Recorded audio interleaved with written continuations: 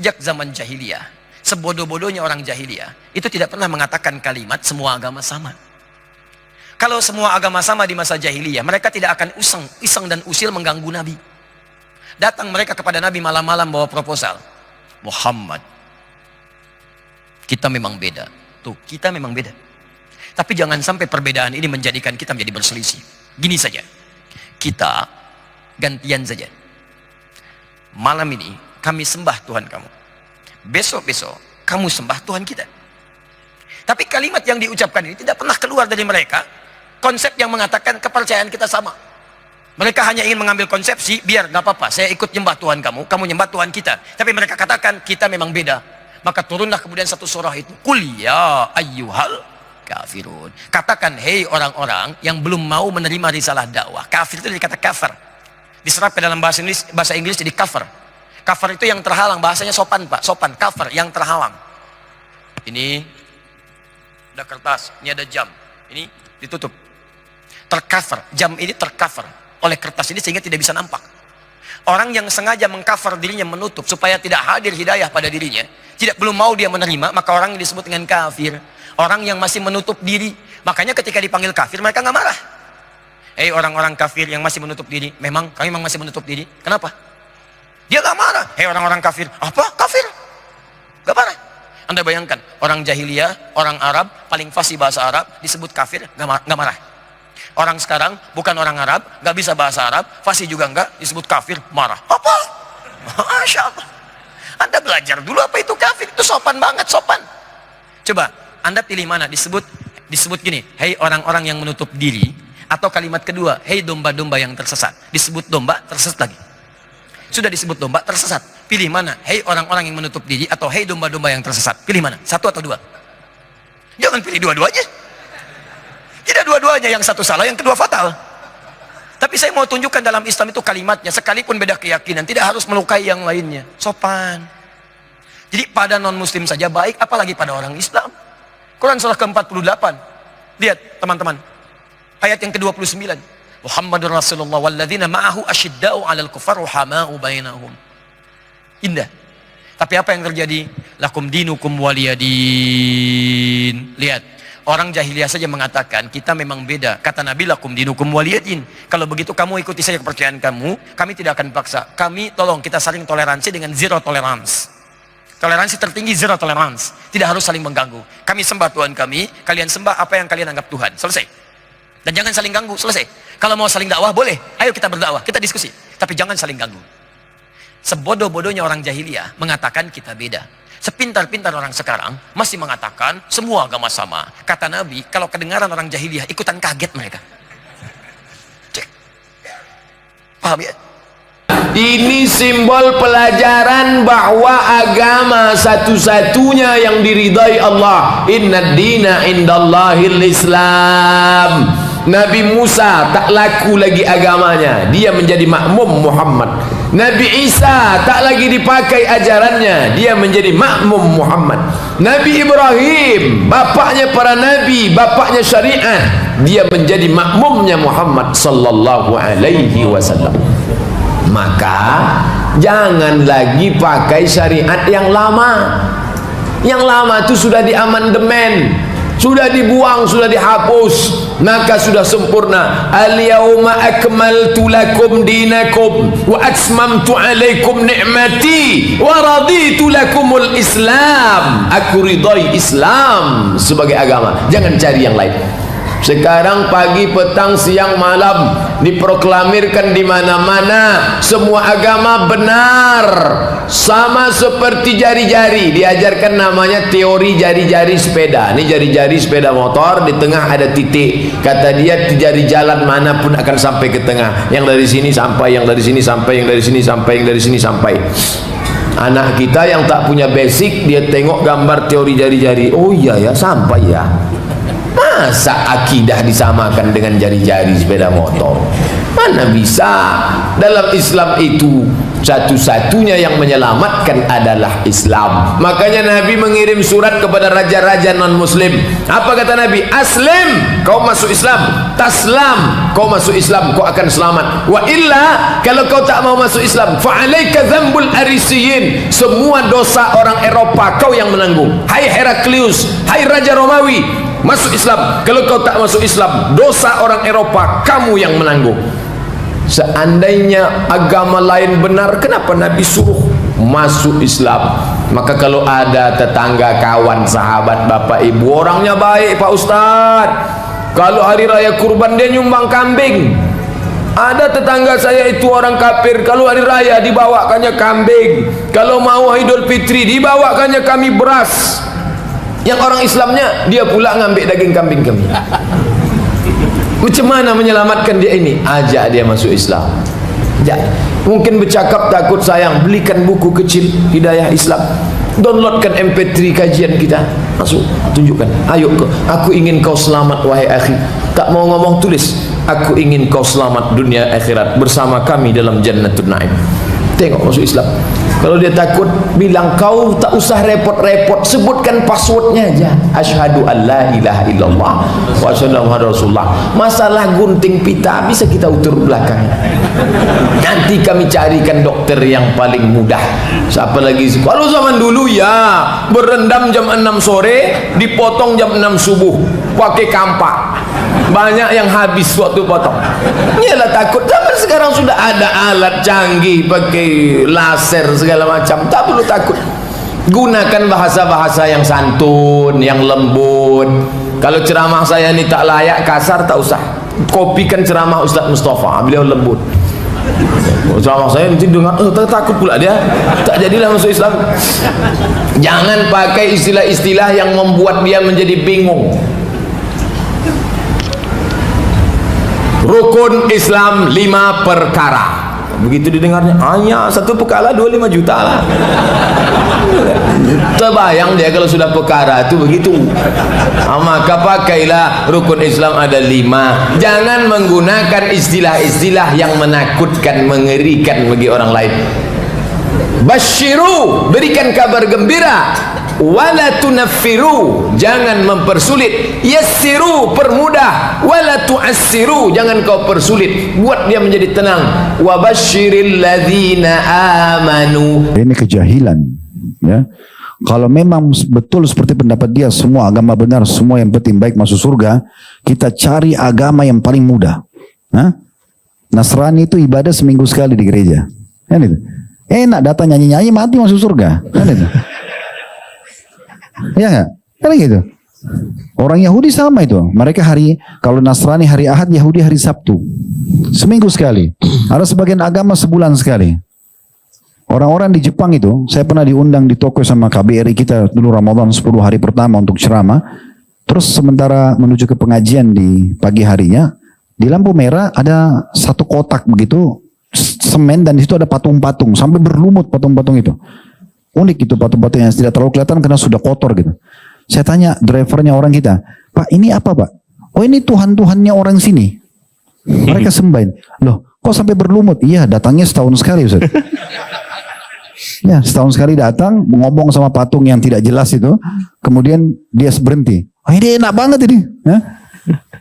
Itu aja setahun sekali sembah Allah, sembah patung masuk surga kan gitu. Untuk apa kita jadi muslim? 1 hari 5 kali sholat, harus tutup aurat, pendapatan harus halal, tidak boleh berzina, nggak boleh judi. Ya jangan jadi muslim kan itu. Dan ini bentrok semua dengan firman Allah Subhanahu wa taala, "Wala tamutunna illa wa antum muslimun." Jangan kalian meninggal kecuali dalam keadaan Islam. Wa'bud rabbaka hatta ya'tiyakal yakin. Sembah Tuhanmu sampai datang kematian padamu, gitu kan? Dan kata Nabi SAW dalam hadis, dan tidak akan masuk surga kecuali jiwa yang muslimah atau mukminah. Tidak mungkin.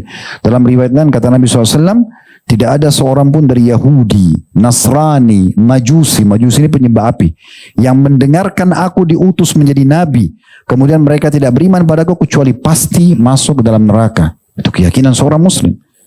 Salah satu penyempurnaan iman antum adalah antum harus yakin cuma agama Islam yang benar. Selain agama Islam tidak benar. Itu keyakinan kita. Tanpa kita harus menghardik orang, tapi keyakinan kita begitu. Kan gitu. Kalau semua agama sama benar, ya kita tadi pilih yang paling mudah saja. Dan tidak perlu Allah mengatakan inna dina indallahi Islam. Agama Islam cuma agama Islam. Dalam surah Al Imran ayat 19 gitu kan. Ayat 85-nya itu juga Allah mengatakan wa may yabtaghi ghairal islami dinan fala yuqbal minhu wa huwa fil akhirati minal khasirin. Siapa yang coba-coba pilih selain Islam sebagai agamanya, maka akan ditolak darinya dan di akhirat dia termasuk orang-orang yang rugi. Dalam surah Az-Zumar, afaman syara sadrul islam fa huwa ala nurin min rabbih. Siapapun yang berikan petunjuk untuk menganut agama Islam, maka mereka berada di atas cahaya Tuhannya. Kan gitu. Untuk apa semua ayat-ayat tentang Islam ini? Kan gitu. Tentang Yahudi dan Nasrani apa yang Allah bilang dalam surah Bayyinah, gitu ya. Innal ladzina kafaru wal musyrikina fi nari jahannama khalidina fiha. Apa artinya? Sungguhnya telah kafir orang Yahudi dan Nasrani dan orang-orang musyrik, mereka akan kekal dalam api neraka kalau mereka meninggal dalam keyakinan tersebut. Ini akidah dasarnya seorang muslim. Tidak bisa kita mengatakan, oh gak enak Ustaz kalau kita ngomong gitu. Jangan, ini prinsip agama. Kita bukan menyalahkan individu, kita menyebutkan globalnya. Kan gitu. Itu hak kita. Dan apa antum sudah tahu kalau Yahudi sama Nasrani menganggap kita juga kafir? Mereka anggap kita kafir. Kalau tidak, kita tidak dianggap domba-domba sesat. Kan gitu. Yang harus diselamatkan. Kan gitu. Kalau mereka tidak anggap kita sesat, tidak bakalan. Kan gitu. Maka ada seorang Nasrani mengatakan tentang masalah itu, saya bilang, loh, bukannya dalam keyakinan Anda juga Nasrani? Pernah saya berdebat, dia mengatakan, kok kenapa orang Islam menganggap cuma kaum muslimin yang masuk surga saja, yang lainnya tidak? Saya tanya balik, bukankah dalam agama Anda juga Anda menganggap kami semua ini domba-domba sesat yang harus diselamatkan supaya masuk surga? Kalau enggak masuk neraka, dia terdiam. Karena memang keyakinan mereka begitu kan gitu. Itu umum. Tapi orang memvonis seperti itu, dia bukan vonis individunya, dia vonis globalnya. Itu keyakinan orang. Tidak ada yang salah di situ, kan gitu. Dan kita tidak pernah paksakan agama kita pada orang lain, tapi kita punya hak meyakini ini yang paling benar, kan gitu. Allah mengatakan la ikraha fid din, tidak ada paksaan dalam agama Islam. Tidak ada paksaan kita harus ngajak semua orang, oh karena mereka kafir berkala nanti masuk neraka kita harus paksa. Enggak. Tawarkan Islam, terima alhamdulillah. Tidak terima enggak masalah. Tapi jangan salahkan kami kalau kami anggap agama kami yang benar, sebagaimana mereka juga begitu. Kalau mereka tidak anggap dirinya benar, maka mereka tidak akan menganut agamanya kan. Kalau mereka tidak anggap agama lain itu salah, tidak mungkin Yahudi mau membunuh orang muslim di Palestina. Karena dia anggap agamanya benar itu. Dan dianggap si muslim-muslim itu kafir, teroris. Agama harus diambil dari lidah para guru-guru mulia, para ahli tafsir, kalau bicara Al-Quran. Jangan menafsiri Al-Quran dengan akal sendiri, akan tapi kembalikan kepada akal orang-orang besar, para ulama-ulama. Intiplah tulisan-tulisan mereka, hadirkan. Itu baru benar. Kalau sudah pakai akal-akalan, ngaco nih, seenaknya sendiri, yang nggak suka dibuang. Nah ini adalah tak sama seperti Yuluwu Nabi Al-Sinai dengan lidahnya itu merubah Al-Quran. Itu kebiasaan orang di luar Islam sana, merubah kitab suci mereka. Memang Al-Quran tidak bisa dirubah karena sudah dijaga oleh Allah Subhanahu Wa Taala. Akan tapi lihat, ada manusia-manusia munafikin yang berada di dalam barisan kaum muslimin, mereka merubah makna sesuai dengan keinginan dan hawa nafsu mereka. Sama sebenarnya mereka seperti orang-orang yang merubah Al-Quran. Kemudian, ya ayyuhalladzina amanu, selesai ini. Selesai. Jadi ada sekelompok yang memanfaatkan ayat semacam ini untuk mengakui bahasanya agama Nasrani adalah benar. Agama Nasrani adalah benar, atau bahkan mengatakan semua agama adalah benar. Subhanallah. Dan ini ada. Semua agama adalah benar. Innalillah. Dia itu tidak ngerti. Orang Nasrani sendiri itu yang benar, yang maksudnya yang benar-benar mempercayai agamanya, itu pun selalu berkata agama Islam salah, nggak pernah mengatakan agama Islam benar mereka. Kenapa kita jadi lemah? Nggak ada orang Yahudi mengatakan agama Islam benar. Ini di Indonesia ada sekelompok orang mengatakan semua agama sama benar semuanya. Tidak. Yang mengatakan agama itu ada yang salah tuh bukan kita. Ternyata orang Yahudi pun mengatakan begitu. Kenapa kok kita jadi aneh bener nih orang itu? Kita suruh membenarkan agama mereka, tapi mereka tidak pernah membenarkan agama kita. Nggak pernah. Nggak ada di kalangan mereka tuh. Coba pembesar-pembesar agama mereka akan ada yang mengatakan agama Islam adalah agama yang benar, turun dari Tuhan. Nggak ada ngomong gitu. Yahudi pun nggak ada ngomong begitu. Nggak ada itu. Nah kok kita itu dibodoh-bodohi oleh, bukan mereka membodohi kita, kita sendiri yang bodoh. Wong mereka sudah ngajari bahwasanya agama ini beda. Kok kok kita jadi bodoh nih? Agama sama, pluralisme, macam-macam. Wah, agama ini beda. Mereka orang Yahudi juga mengajari kita agama ini beda, nggak sama. Konsep ketuhanan beda, sudah jelas. Kenapa dikatakan sama? Ini aneh bener. Makanya kadang-kadang kalau kita sudah mikir orang Islam yang gelarnya profesor, doktor, belajar di negeri besar-besar sana, tak taunya ngaco begini, bingung gimana cara berpikirnya. Wong orang Yahudi Nasrani sendiri ngajari bahwasanya agama ini beda, konsep ketuhanan juga beda, tapi kita mengatakan agama sama. Kelihatan lebih lembut, kita harus lebih bijak. Baik, apakah kamu lebih bijak atau kamu lebih bodoh? Gitu loh. Bagaimana bijak? Mereka sudah diajari beda agama ini, selesai. Agama Islam, kaum muslimin harus berkeyakinan agama Islam adalah agama yang benar. Dan orang Nasrani, dia pun meyakini agamanya benar, haknya dia. Dan setelah itu apa? Baik, engkau meyakini agamamu benar, aku meyakini agamamu benar. Al-Quran mengatakan, sudah, kalau begitu tidak ada alasan berperang urusan seperti ini. Lakum dinukum waliyatin. Bagimu agamamu, bagiku agamaku. Ini pengukuhan, rasanya memang perbedaan ada. Gak usah disama-samakan sesuatu yang beda. Merah disamakan dengan putih, ya gak ketemu sampai dimanapun, kecuali sudah jadi orang buta warna nanti, atau buta. Kok tetap disama-samakan? Heran tuh, katanya pemikir dia. Gelarnya 6, doktornya 6, dan ada dokter karena menghalalkan yang haram dikasih gelar honor, ada profesornya diberi dengan dadaan, macam-macam. Lah, hal-hal kayak begini ini unik. Subhanallah, semoga Allah menjaga iman kita, akidah kita. Dan mereka bukan sekedar ahli bid'ah, masuk bab ahli syirik kalau dibiarkan begitu. Tidak seberat orang yang saling membid'ahkan itu juga bermasalah, akan tapi mereka sudah mengarah kepada perendahan kepada Al-Quran, kepada kesyirikan, kekafiran. Dan di mana ini adanya? Nggak jauh-jauh, bukan di luar rombongan kita. Kadang ikut organisasi masyarakat yang selama ini kita yakini, kadang di rumah kiai yang ternyata selama ini kita datangi, ada muncul anaknya yang aneh, karena tidak laku di pondok pusat, buat pondok di pinggir yang aneh. Nggak laku di pondok pusat, akhirnya di pondok pinggiran. Akhirnya di pinggiran gimana? Wah, ini nggak banyak, ini harus aneh nih, kalau nggak aneh nggak laku nih.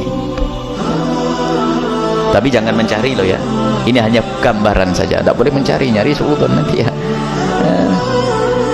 Dan memang biasanya seperti itu, kalau sudah tidak laku nganeh-nganeh, karena bukan karena Allah Subhanahu Wa Taala.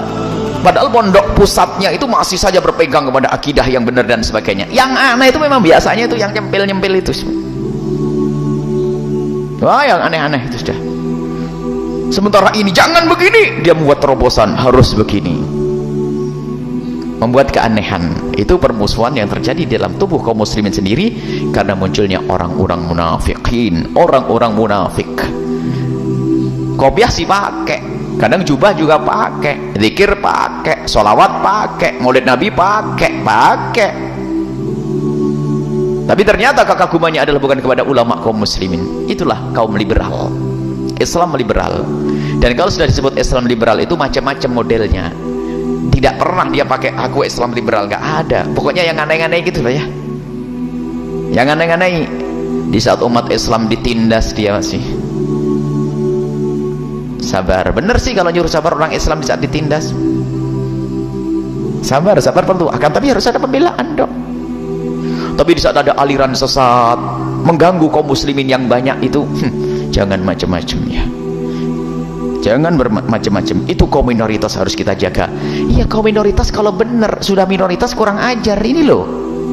Ada kelompok Islam sempalan, ya, atau kalimat sempalan depan boleh atau tidak? Kalau sempalan kan masih dianggap ya. Nah, ya, sebab setekan kan ya, bukan sempalan, itu palsu gitu loh. Udah, sempalan tuh kayaknya masih selamat karena selama ini pakai Islam sempalan. Loh, kok enak bener sempalan.